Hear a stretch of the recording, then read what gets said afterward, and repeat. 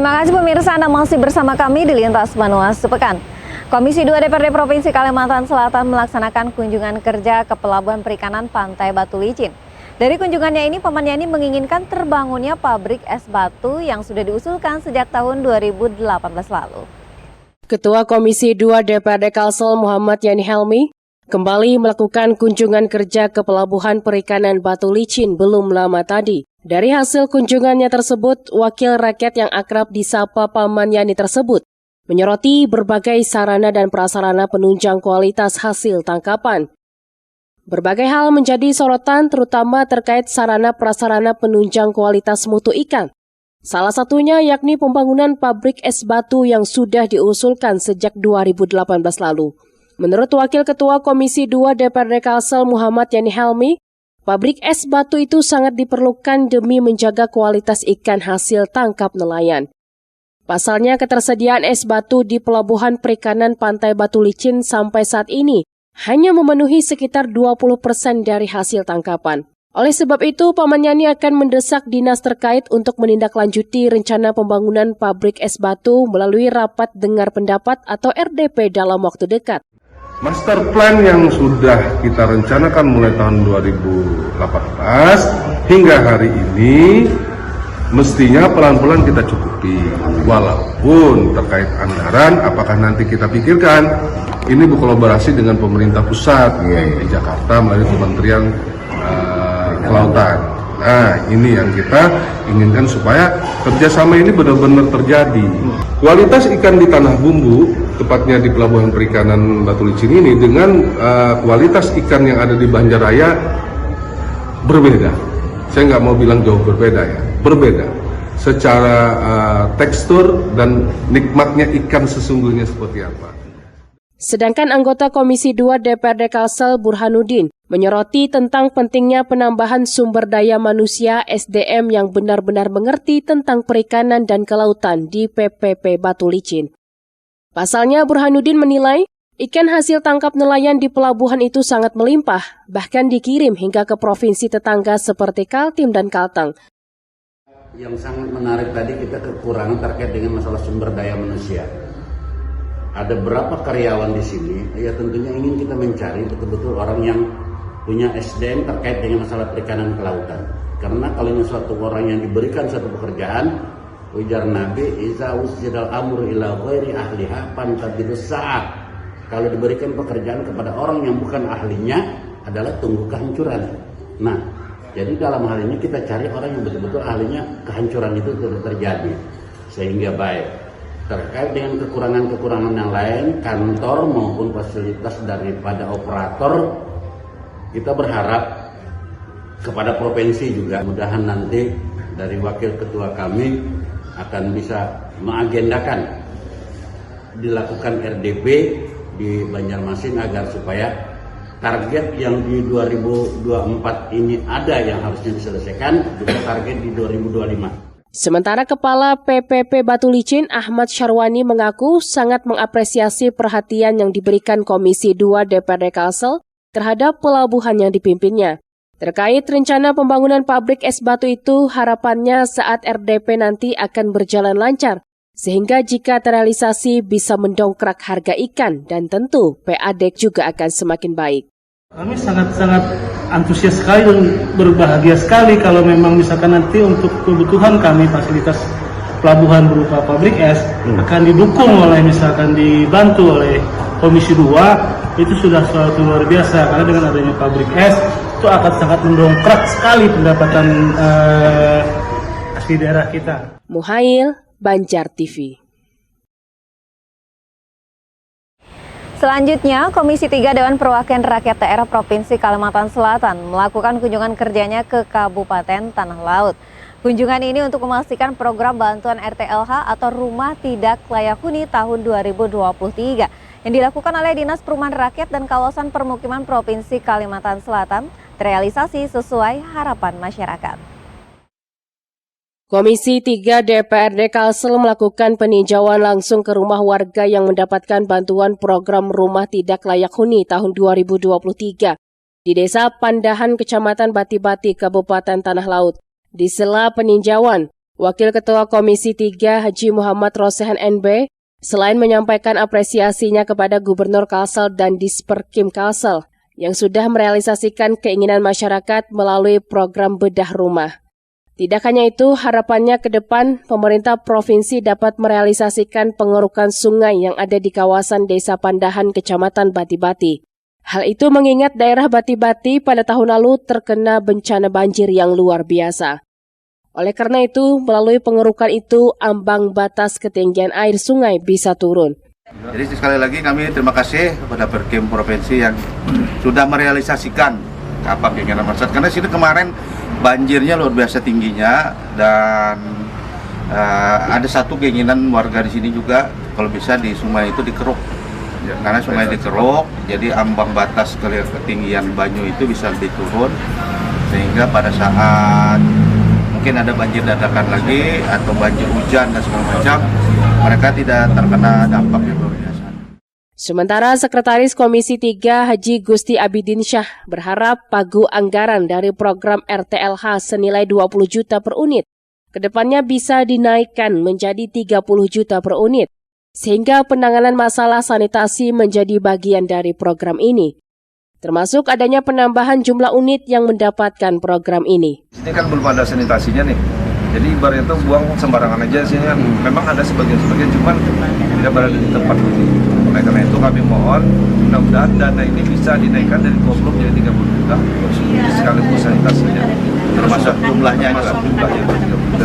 Dan unitnya juga perlu bisa diperbanyak, karena masih ada beberapa minggu lagi selesai tahun 2020. Sementara itu, salah satu warga Desa Pandahan yang mendapatkan program bantuan RTLH, Halimatus Sa'diyah, mengaku gembira dan rasa terima kasih kepada Gubernur Kalsel Sahbirindor, Ketua DPRD Kalsel dan anggota Komisi 3, atas bantuan perbaikan rumah yang diberikan oleh pemerintah provinsi melalui Disperkim Kalsel. Senang banget, bahagia karena kebanjiran lagi ulun. Lagi sakit, hati bila hujan, hari ini tenang udah kawan goreng udah. Allahumma sholli ala sayyidina. Tim Liputan Banjar TV. Pemirsa, kita beralih ke informasi lainnya. Salah satu faktor penyebab masih tingginya angka stunting di sejumlah kabupaten kota di Kalsel, seperti di Kabupaten Barito Kuala, karena minimnya tenaga penyuluhan gizi. Hal itu disampaikan oleh Ketua Komisi 4 Lutfi Saipudin saat kunjungan kerja ke salah satu puskesmas di Kecamatan Rantau Badau, Kabupaten Batola. Masih tingginya angka stunting di sejumlah kabupaten kota di Kalimantan Selatan ternyata tidak hanya dipengaruhi oleh kurangnya asupan gizi, namun faktor lainnya juga bisa menjadi penyebab stunting masih cukup tinggi. Seperti di Kabupaten Barito Kuala, tingginya angka stunting lantaran masih minimnya tenaga penyuluh gizi, terutama di sejumlah fasilitas kesehatan di kabupaten setempat. Hal itu disampaikan Ketua Komisi 4 DPRD Kalimantan Selatan Lutfi Saipudin saat melakukan kunjungan kerja ke puskesmas di Kecamatan Rantau Badau, Kabupaten Barito Kuala belum lama tadi. Menurut Lutfi, jika melihat secara keseluruhan angka stunting di Kalimantan Selatan memang relatif menurun, tetapi masih ada beberapa kabupaten yang angka stuntingnya masih tinggi, salah satunya seperti di Kabupaten Barito Kuala ini. Pihaknya akan melakukan langkah koordinasi kepada pemerintah kabupaten setempat guna mencari solusi terbaik. Stunting, yang mana kita memerlukan banyak sekali tenaga gizi. Nah, ini yang kita rasakan menjadi sebuah problema besar bahwa di satu kelurahan ini kadang-kadang kita hanya mempunyai satu tenaga kesehatan gizi. Nah, ini tentu jelas sangat kurang ya, karena untuk kemampuan satu orang tenaga gizi itu untuk mengcover 9 kelurahan itu rasanya sangat tidak mungkin ya. Dan di kelurahan-kelurahan lain juga terjadi hal yang sama, bahwa kekurangan tenaga kesehatan ini harus menjadi perhatian utama pemerintah Kabupaten Batola. Dan ini akan kami berikan masukan. Insya Allah kami akan langsung untuk kunjungan dalam daerah Filipina, kami akan beraudiensi dengan Pak PJ Bupati Batola, Pak Mudiat, sehingga beliau juga mengetahui kondisi real di lapangan agar kekurangan ini yang bisa kita secepatnya segera mungkin kita atasi bersama. Kepala Puskesmas Rantau Badau, Dr. Rusdiani, mengaku senang atas kehadiran anggota Komisi 4 DPRD Provinsi Kalimantan Selatan. Pasalnya melalui kunjungan ini bisa menyampaikan keluh kesahnya terkait permasalahan kesehatan khususnya di puskesmas yang dipimpinnya. Apalagi tujuan DPRD Kalimantan Selatan juga mengevaluasi kembali soal perkembangan stunting yang salah satu penyebabnya yaitu kurangnya tenaga gizi. Provinsi, artinya kita bisa berkeluh kesah lah apa-apa yang permasalahan di puskesmas, apa permasalahan di kesehatan, dan karena tujuan hari ini dari DPRD Provinsi untuk melakukan evaluasi stunting, nah kita juga alhamdulillah bisa menyampaikan strategi-strategi dalam penurunan angka stunting yang tinggi di Mendestana. Kalau itu tinggi kita berikan trik-triknya, sudah kita lakukan monitor evaluasi, kita lakukan pencegahan, cara-cara pencegahan sudah kita sampaikan kepada Bapak DPRD Provinsi Kalimantan Selatan. Itu yang bisa saya sampaikan. Assalamualaikum warahmatullahi wabarakatuh. Muhail Banjar TV.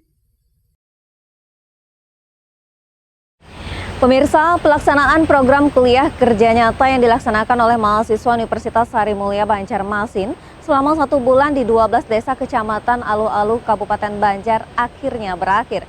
Sebanyak 160 mahasiswa bersama dosen pembimbing lapangan sukses memberikan edukasi kepada masyarakat dalam mengentaskan angka kasus stunting yang cukup tinggi di kecamatan tersebut.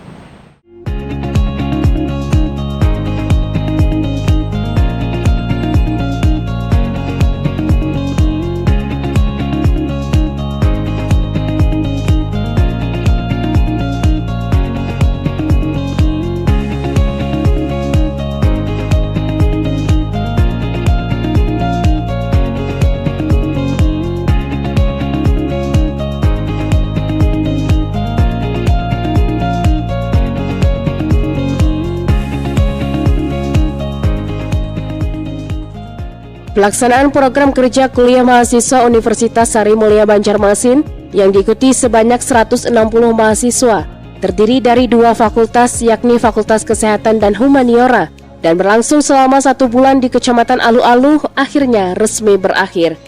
Penutupan kegiatan KKN tematik tersebut ditutup dengan presentasi program kerja mahasiswa bersama unsur perangkat desa, tenaga kesehatan di UPT Puskesmas Alu-Alu, di PAUD Mutiara, Desa Alu-Alu Besar, Kecamatan Alu-Alu, Kabupaten Banjar, Selasa 13 Februari 2024.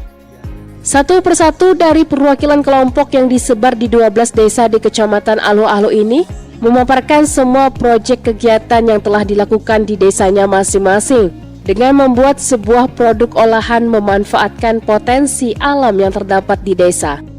Program kerja tematik ini merupakan implementasi dari kurikulum MBKM yang memadukan pelaksanaan Tridharma perguruan tinggi untuk memberdayakan masyarakat lewat sharing keilmuan guna memajukan potensi yang dimiliki serta mengatasi permasalahan yang dihadapi di desa, terutama pengentasan angka kasus stunting yang cukup tinggi di Kecamatan Alu-Alu.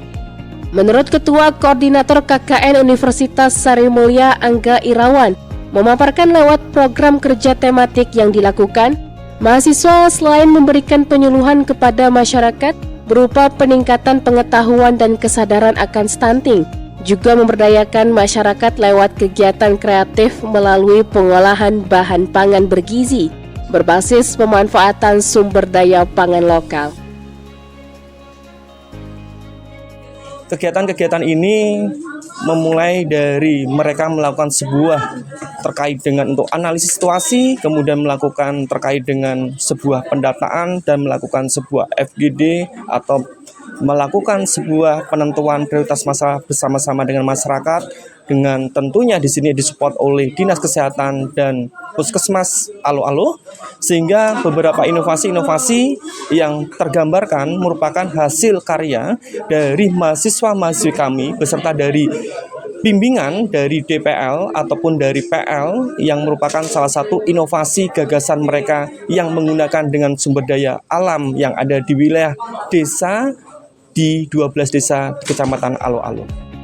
Sementara itu, menurut pembakal Desa Alu-Alu Besar Harun menuturkan, Pihaknya mengapresiasi kegiatan KKN ini yang telah memberikan manfaat kepada warga di desanya, terutama mengolah potensi alam yang dimiliki dalam meningkatkan taraf kesehatan hingga kesejahteraan masyarakat. Tanggapan kami sebagai pembakal, kami sangat berterima kasih. Yang mana diketahui bersama di kecamatan kami adalah stunting yang jumlahnya lumayan banyak. Artinya di kecamatan masuk jumlah stunting yang tinggi. Di kesempatan ini mahasiswa banyak memberikan pembelajaran kepada warga kami, khususnya yang ber-KKN di desa kami. Jadi kami sangat berterima kasih kepada dosen dan mahasiswa yang telah memberikan pengetahuan pembelajaran, terutama tentang manfaat makanan yang ada di desa kami. Karena kita tahu sama bahwa di desa kami banyak penghasil-penghasil yang selama ini kami warga dan pemerintah desa kurang memahami tentang pengolahan tersebut. Dengan kedatangan mahasiswa kami sangat berterima kasih dan kami bisa memanfaatkan yaitu potensi-potensi yang ada di desa kami. Sekali lagi kami sampaikan terima kasih. Pelaksanaan KKN ini diharapkan bisa terus berlanjut dalam meningkatkan kesadaran masyarakat tentang pentingnya kualitas kesehatan anak-anak, guna lahirnya generasi sehat dan cerdas sehingga tidak ada lagi kasus stunting di masa mendatang. Erwin Yudanuari, Banjar TV. Sari Mulia, halo.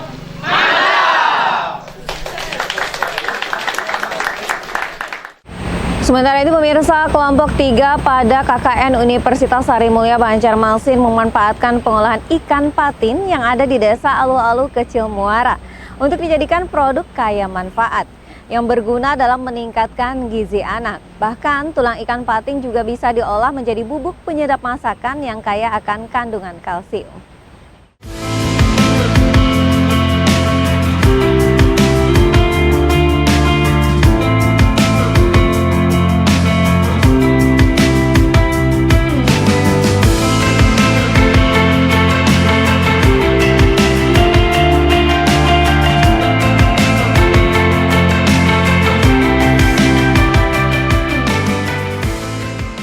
Pada penutupan program KKN tematik tahun 2024 yang dilaksanakan oleh mahasiswa Universitas Sari Mulia Banjarmasin, masing-masing perwakilan kelompok memaparkan beragam hasil produk olahannya yang menjadi program kerjanya selama 1 bulan dengan memanfaatkan kekayaan alam yang ada di desa. Salah satunya seperti kelompok 3 Desa Alu-Alu Kecil Muara yang memaparkan program kerjanya mulai dari pembuatan banner informasi tentang stunting hingga pemaparan produk olahan berbahan dasar ikan patin yang dibuat menjadi bakso dan bubuk penyedap masakan. Menurut perwakilan kelompok 3, Jamil Rahman menjelaskan, dipilihnya ikan patin sebagai bahan pada program kerja tematiknya karena ikan patin memiliki kandungan nutrisi mulai dari protein, asam amino esensial, hingga omega 3 yang baik pada perkembangan otak janin, pertumbuhan jaringan tubuh ibu hamil, serta kelahiran bayi dengan berat badan yang sehat. Terlebih Desa Alu-Alu Kecil Muara yang memiliki demografis dengan aliran sungai menjadikan ikan patin sangat mudah dijumpai dan banyak dibudidayakan oleh masyarakat. Pemanfaatan ikan patin yang tidak hanya mengolah bagian dagingnya, bahkan sampai ke bagian tulangnya ini ternyata mendapat antusias yang besar dari masyarakat yang ingin belajar dari penyampaian mahasiswa kelompok 3 Universitas Sari Mulia tersebut. Jadi kami rasa kayak karena tulang ikan patin itu lumayan mengandung kalsium yang banyak. Kan sayang nih ikan patin tulangnya itu kan sering kebuang, dan banyak juga penelitian yang membuktikan memang tulang patin itu mengandung kalsium yang banyak. Jadi kami memanfaatkan gimana sih supaya anak-anak itu bisa mengkonsumsi tulangnya itu ya dengan cara kami jadikan itu serbuk. Jadi dikeringkan terus di blender jadi serbuk sebagai pelengkap makanan sehari-hari anak-anak di Desa Alu-Alu. Kalau rasanya itu karena tulang dari ikan, jadi rasa ikan dari khas ikan patin tuh ada, jadi kayak mungkin dari umaminya istilahnya tuh ada, jadi rasa ikannya tuh berasa, jadi lumayan menambah cita rasa di makanan gitu. Selain itu, ikan patin juga memiliki manfaat lain, di antaranya membantu dan memperbaiki jaringan otot, membantu menurunkan berat badan, meningkatkan kesehatan otak, meningkatkan imun tubuh, memberikan perlindungan pada sistem syaraf, baik untuk kesehatan mata, serta menurunkan depresi. Erwin Yudanuari, Banjar TV. Pemirsa, Banjarmasin Selatan, jaring 30 siswa melaju ke ajang OSN tingkat kota Banjarmasin. Informasinya akan hadir sesaat lagi.